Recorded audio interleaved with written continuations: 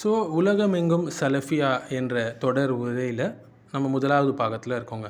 சலஃபியா எப்படி அதுதான் தூய இஸ்லாமிய கொள்கை எப்படி உலகம் பூரா பரவி இருக்குது என்று சொல்லக்கூடிய வரலாறை நம்ம பார்க்க இருக்கிறோம். அது சத்தியம் என்பதால் தான் உலகம் முழுக்க அது பரவி இருக்கிறது. உலகத்தின் ஒவ்வொரு பகுதியிலும் இருக்கக்கூடிய மக்கள் என்ன செய்கிறாங்க, அதை ப்ராக்டிஸ் பண்ணக்கூடியவங்களாக இருக்கிறாங்க. ஸோ இது ஒரு புதிய கொள்கைலாம் இல்லைங்க. நபிகள் நாயகம் ஸல்லல்லாஹு அலைஹி வஸல்லம் காலத்தில் 610 632 சிஇயில் நம்ம பார்க்கலாம் இல்லைங்களா. சலஃபியா என்றால் சலஃப், அதாவது முதல் 3 தலைமுறைகள் அவங்களுடைய வழிமுறையை பின்பற்றுவது. நபிகள் நாயகம் ஸல்லல்லாஹு அலைஹி வஸல்லம் சொல்லியிருக்கிறாங்க, சிறந்த தலைமுறை என்னுடைய தலைமுறை, அதற்கு பின்னர் வந்தவர்கள் அதற்கு பின்னர் வந்த தலைமுறை என்று சொல்லியிருக்கிறாங்க. சும்மல் அதீன எழுனகும் என்று புகாரி முஸ்லீமில் வரக்கூடிய ஹதீஸ். ஸோ அதன் ஊடாக நம்ம உலகமெங்கும் சலஃபியா என்ற இந்த தொடரில் யமனுடைய A to Z வரலாறு நம்ம பார்க்க போகிறோம். எந்தெந்த சலஃபி ஆலிம்கள் வந்தாங்க, சலஃபியா பல்வேறு காலகட்டங்களில் அதனால் ஏற்பட்ட பல மாற்றங்களை பற்றியும் நாங்கள் பார்க்க இருக்கிறோம். யமனோடு ஆரம்பத்திலிருந்தே தொடர்பு இருந்திருக்குங்க. நபிகள் நாயகம் ஸல்லல்லாஹு அலைஹி வஸல்லம் பல சஹாபாக்களை சலஃப் என்று சொல்லக்கூடிய அவங்க தான் முன்னோடிகள். அந்த சஹாபாக்களை யமனுக்கு அனுப்பிச்சிருக்காங்க தாவாவுக்கு, ஷரியாவை கற்பிக்க. முஆத் இப்னு ஜபல் அனுப்பிச்சிருக்காங்க, அபு மூஸா அல்-அஷ்அரி அனுப்பிச்சிருக்காங்க, அலி இப்னு அபி தாலிபை நீதித்துறைக்கு அமைச்சிருக்கிறாங்க. இதனால் யமன் ஆரம்பத்திலேருந்து சுன்னாவுடைய மையமாக இருக்குது. மேலும் யமனை புகழ்ந்து நிறைய ஹதீஸ்களும் வந்திருக்கு. ஈமான் என்பது யமனிலிருந்து உள்ளது, ஹிக்மத் என்பது யமனிலிருந்து உள்ளது, இன்னும் நிறைய ஹதீஸ்கள் இருக்குது. ஸோ சஹாபாவுடைய காலத்துக்கு நம்ம போவோம்.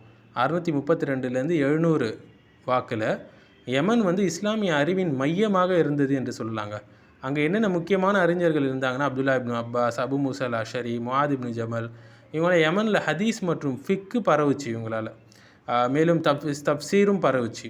ஸோ தாபியன்களுடைய காலத்தில் நீங்கள் பார்க்கலாம், 700 800களில் யமனில் பல பெரிய தாபியினுடைய அறிஞர்கள் இருந்தாங்க. தாவூஸ் இப்னு கைசான் ஆகட்டும், வஹப் இப்னு முனப்பிஹ் ஆகட்டும், ஹம்மாம் இப்னு முனப்பிஹ் ஆகட்டும். ஹம்மாம் எழுதிய சஹீஃபா ஹம்மாம் இப்னு முனப்பிஹ் ரொம்ப புகழ்பெற்ற பழமையான ஹதீஸ் தொகுப்புகளில் ஒன்று. பிறகு 800 1200 வாக்கில் இந்த காலகட்டத்தில் யமனில் பல சிந்தனைகள் வந்தது என்று சொல்லலாம். பிதத்தான அரசியல் குழப்பங்கள் வந்தது. ஜைதி ஷியா என்ற போக்கு வந்தது, வட யமனில் வந்தது. இஸ்மாயிலி ஷியாக்கள் மூமெண்ட்ஸ்லாம் வந்தது. அரசியல் பிரிவுகள் ஏற்பட்டுச்சு. இதனால் பியூரா சுன்னாவை பின்பற்றக்கூடிய நிறைய மக்கள் அப்போது குறைஞ்சாங்க. பிறகு 13 15 செஞ்சுரியில் சுன்னாவுடைய ரிவைவல் வந்துச்சு. இந்த காலத்தில் பெரும் அறிஞர்கள் வந்தாங்க. இப்னுல் கைம் இவங்கெல்லாம் வந்த பின்னர் சலஃபியாவில் ஒரு பெரிய ரிவைவல் வந்தது என்று சொல்லலாம். ஸோ அப்படியே போயிட்டு இருக்கக்கூடிய காலத்தில் முக்கியமாக 19 20 செஞ்சுரியில் குறிப்பாக யமனில் முஹம்மது இப்னு அலி ஷவுகானி என்று சொல்லக்கூடியவங்க 1760 1834 வரைக்கும் அவங்களுடைய வாழ்வு காலம். யமனில் மிகப்பெரிய ஹதீஸ் அறிஞராக இருந்தாங்க. அவங்க தக்லீதை எதிர்த்தாங்க, குரான் சுன்னாவை சலஃபுடைய மன்ஹஜில் பின்பற்றணும்னு சொன்னாங்க. நிறைய முக்கியமான புத்தகங்கள்லாம் எழுதினாங்க.